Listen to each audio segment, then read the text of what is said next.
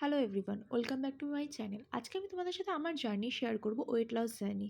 এই ছবিটা আগের ছিল। এখনকার ছবিগুলো দেখে ডিফারেন্স বুঝতেই পেরেছো, আমি অনেকটাই ওয়েট লস করেছি। এই ড্রিঙ্কসটা খেয়ে কিন্তু আমার প্রচুর কাজ করেছে, তাই তোমাদের সাথে আমি শেয়ার করলাম। তোমরা কিন্তু ট্রাই করে দেখতে পারো। কী কী ইনগ্রিডিয়েন্টস আমি ইউজ করেছি সেটা আমি স্ক্রিনে দিয়ে দিচ্ছি, সেখান থেকে একটু দেখে নিও। ফার্স্টে প্রসেসটা বলে দিই।